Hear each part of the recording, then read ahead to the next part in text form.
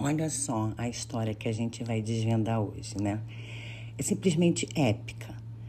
Pensa numa saga que vai envolver realeza, mitologia e uma quase extinção e, no fim, um resgate inacreditável. E o herói de tudo isso? O Shih Tzu. Então vamos lá mergulhar de cabeça nessa história fascinante. Parece que começou uma piada, né? Mas o que Buda, uma imperatriz e uma história pop têm em comum? Sério, essa pergunta é a chave que vai abrir a porta para uma história com séculos de existência. O elo de ligação entre essas três figuras que parecem não ter nada a ver uma com a outra é um cão. Um cão que fez uma jornada incrível desde mosteiros sagrados a palácios imperiais e, por fim, o sofá das nossas casas. Então, para começar essa viagem, a gente tem que ir atrás do tempo. E o ponto de partida, curiosamente, não é a China, tá? É nos picos místicos do antigo Tibete. E lá nesse cenário, as raízes do Shih Tzu vão se misturar com lendas e espiritualidade muito profunda. O próprio nome Shih Tzu já nos vai dar uma pista, né? Significa pequeno leão. E é aqui que a coisa fica interessante. Por que leão? Bem, os leões eram animais sagrados no budismo, vistos como protetores. Problema? Que não tinha leão na China. Então, como é que se resolve isso? Criar uma representação viva. Entre esses cães, chamados cães de Fu, tornaram-se a personificação daquele leão mítico que, segundo a lenda, sempre andava com o Buda. E a coisa vai mais ainda lá fundo. A crença no Tibete é que esses cães, os Shih Tzu, carregavam as almas de monges que, de alguma forma, tinham falhado no seu caminho espiritual. Dá para imaginar isso? Eles não eram, simples animais de estimação. Eles eram vistos como recipientes de almas humanas, seres sagrados.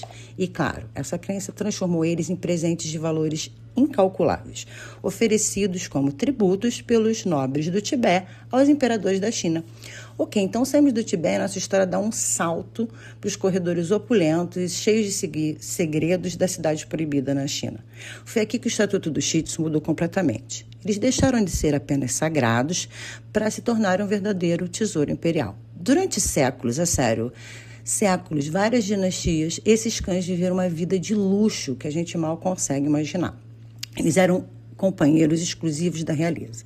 Mas a figura-chave aqui é a imperatriz viúva Cixi. Lá para o fim do século XIX, ela era completamente apaixonada por eles e se tornou sua maior protetora. Foi ela que criou um programa de criação super dedicado que basicamente mudou a raça do Shih Tzu que a gente conhece hoje. O problema é que quando ela morreu, o futuro deles ficou completamente aberto. E a vida na corte imperial, que já não era brincadeira, especialmente para esses cães e seus criadores. Era um negócio muito sério. A criação do Shih Tzu era uma arte de altíssimo risco, controlada pelos eunucos da corte. Pensa nisso. Havia uma competição brutal para ver quem conseguia produzir o cão favorito do imperador. E o prêmio não era pequeno, incluía riqueza, prestígio, e os criadores de sucesso eram recompensados com lucros como quintas de arroz inteiro. Era um mundo de competição feroz e luxo absurdo. Mas, como acontece em muitas grandes histórias, essa era dourada não podia durar para sempre. A nossa narrativa está prestes a dar uma volta de 180 graus para um caminho muito sombrio. Aquela vida de luxo, de mimos, desse pequeno cão-leão estava prestes a ter um fim, e um fim abrupto e violento. E aqui está o ponto de viragem. Com a Revolução Comunista de 1949, tudo mudou. O próprio Estatuto Real deles, sua ligação à nobreza, se tornou literalmente a sentença de morte deles. Pensa bem nisso. Tudo aquilo que tornou o Shih Tzu especial e valioso, a ligação à realeza, à riqueza, ao antigo regime, de repente, virou o motivo por qual eles viraram alvo. O mundo deles virou completamente de pernas para o ar. Essa frase é de um arquivo do American Kennel Club, é de arrepiar. Todos os Shih Tzu na China foram mortos devido à sua associação com a riqueza. E não estamos falando de um declínio gradual da raça ficar menos popular. Estamos falando de um extermínio. A raça que tinha sido criada com tanto cuidado ao longo de séculos foi quase varrida do mapa no seu próprio país. Mas mesmo no momento mais escuro, quando a raça estava à beira do abismo, surge uma luz. Uma história de esperança. Quando tudo mesmo parecia perdido, algumas pessoas corajosas decidiram agir. E o que fizeram foi, sem exagero, um dos resgates de uma raça canina mais importantes da história. Foi uma autêntica operação de resgate, contra todas as probabilidades. Começou com a descoberta de uns poucos cães que tinham sobrevivido escondidos na China. Depois entra em cena uma inglesa, Lady Brownrigg, que conseguiu importar algum desses últimos exemplares para a Inglaterra. A partir daí, um grupo de criadores ingleses muito dedicados pegou nesses sobreviventes e começou um novo programa de criação do zero. Foi assim que o futuro da raça foi salvo no Ocidente, e isto é um fato espantoso. Parem para pensar. Aquele punhado de sobreviventes são a base genética para todos os Shih Tzu que existem hoje. Cada Shih Tzu que a gente vê por aí, em qualquer país, descende diretamente daquele pequeno e precioso grupo de refugiados que conseguiu escapar da China e encontrar segurança no Ocidente. E chegamos ao capítulo final dessa saga incrível. Um capítulo que nos mostra o quão perto eles estiveram de desaparecer para sempre e como a partir daí se tornaram uma das raças mais queridas e populares do mundo. 13. Apenas 13 é um número que parece impossível, né? Mas toda a variedade genética da raça Shih Tzu que conhecemos hoje vem apenas de 13 cães. Foram esses 13 fundadores importados para o Ocidente entre 1928 e 1952 que salvaram tudo.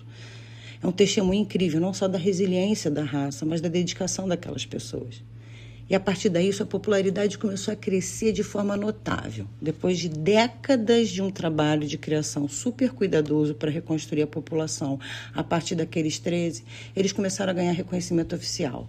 Formou-se o Clube da Raça nos Estados Unidos e em 1969 o American Kennel Club reconheceu o Shih Tzu oficialmente. Era a garantia que a sua incrível jornada de sobrevivência jamais seria esquecida. E com isso voltamos à nossa pergunta lá do início, lembra? O que uma Buda, uma imperatriz e uma estrela pop têm em comum? A resposta é clara, os Shih Tzu. Assim como eles eram favoritos da realeza de antigamente, eles voltaram a encontrar um lugar no coração da realeza dos nossos tempos. Desde a rainha Elizabeth II, ou Isabel II, até os ícones de pop como Miley Cyrus e, claro, lares de todos nós no mundo, a gente tem a presença do Shih Tzu. Mas sabe o que é mais incrível? É que apesar de toda essa jornada tumultuosa, o propósito principal deles nunca mudou. Antes ele era um símbolo sagrado, um companheiro dos imperadores. Agora são membros amados das nossas famílias. E no fundo, a única opção do Shih Tzu sempre foi ser um companheiro.